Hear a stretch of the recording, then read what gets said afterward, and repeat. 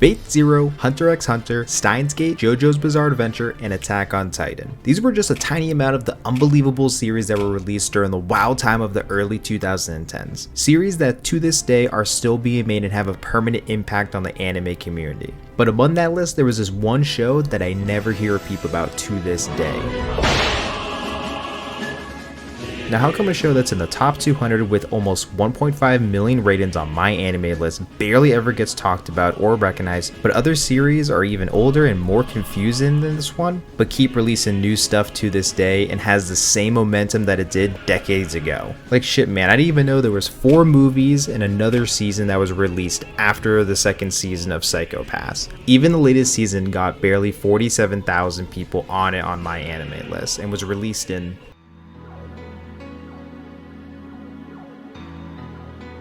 So I'm here today to talk about why I, Spagutters, think you should watch Pscyho Pass Season 1 and recommend it to a friend.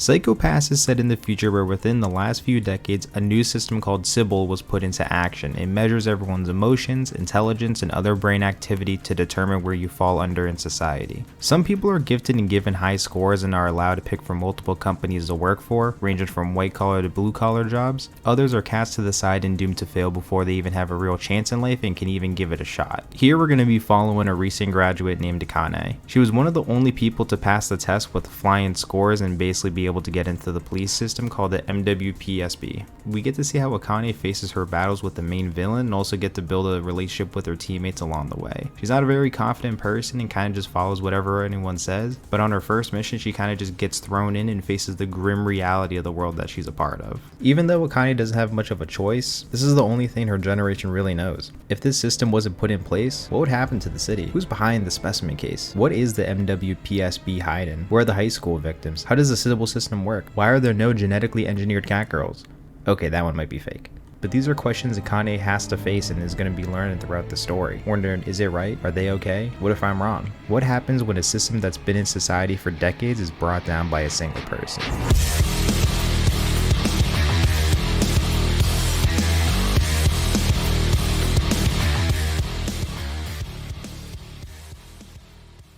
Personality, motives, appearance, morality, and a little bit of backstory. These are just some of the main points that are needed to make a well-rounded character that can be vital to a story, or even just take over the story with just the character's personality, honestly. Having a strong set of characters can really amplify the current story as well. Some of the characters are a lot more interesting than others, and some of them honestly kind of overtake the main plot. The main character herself, Akane, she's kinda a pushover, honestly. She really doesn't have a big, strong female lead throughout a large majority of the story, but that's okay. I mean, she's a first year detective, learning a lot, kind of just gets thrown on the scene onto these huge large cases, so what can you expect? Kogami's another side character we're gonna meet. Honestly, he's my favorite character, he's a lot of people's favorite character, but I just think overall, he kind of takes the main focus of the story. While Akane is technically the main character, I think Ko just does a better job and has a much better reason to keep fighting throughout the story. Other characters like Ginoza, Kaguri, Masoka,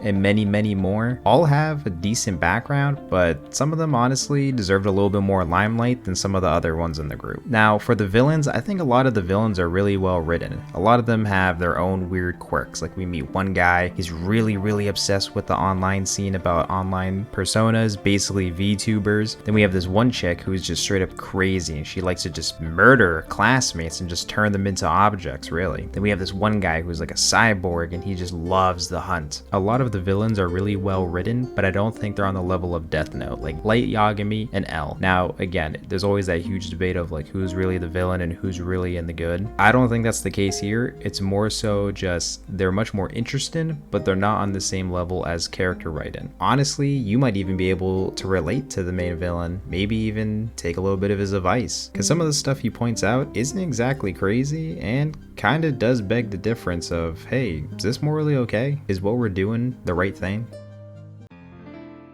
I think the overall animation isn't anything special compared to some of the other releases during that time, but I do think it's better than the average anime during that time. A few key points: there's a lot of new scenes and a lot of landscape shots that look really nice and well done. Most of the characters look pretty unique and have their own design. You can pretty much distinguish one from the other regardless of which way you're looking at them. And I think a lot of the transitions between scenes and episodes are actually really well done as well. They don't reuse a lot of the assets. I mean, you'll see a couple shots that are kind of reused or recolored, but it's really not that many. It's pretty unnoticeable. And the characters actually feel real in my opinion. What I mean by that is in Dragon Ball Z, where everyone is moving at the speed of sound and light, where it's just impossible to even comprehend what they're doing. Overall, I think the animation is alright. I just don't think it's anything super special that some people lose their minds over.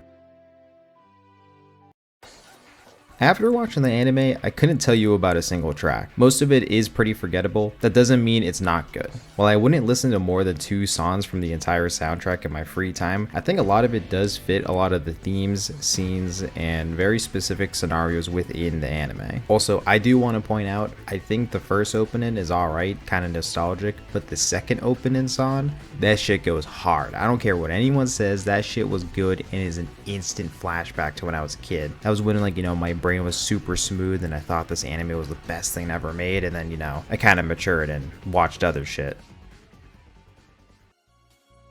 A lot of people on my anime list and people under the comments of Pscyho Pass think that this anime reinvented the entire anime industry as a whole. The anime is not a 10 out of 10. It's not a 6 out of 10 either. I think it's got a lot of issues like most shows. A couple of the points weren't really clear. Some things have a little bit of plot holes here and there, but overall, I think it's pretty well put together. I do think the anime could be a little bit shorter though, as the beginning can be a little long and the ending seems a little rushed in my opinion. Like Akane basically becoming Ko in about 3 minutes in the last quarter of the show. Other things that would have been nice is how people live outside of the world of Pscyho Pass essentially, because according to my knowledge, it's only in Japan that they have this system. And there's even people still in Japan who don't accept this system and live out of the realms outside of the city. Overall, I would give this show a 8.1 anime girls out of 10. Cool story, cool villains, definitely recommend this to someone who's new to anime or trying to get into it. But that's all I got for you guys today. Subscribe, leave a like or a comment. I respond to those. Hope your day goes well or was well. See you everyone.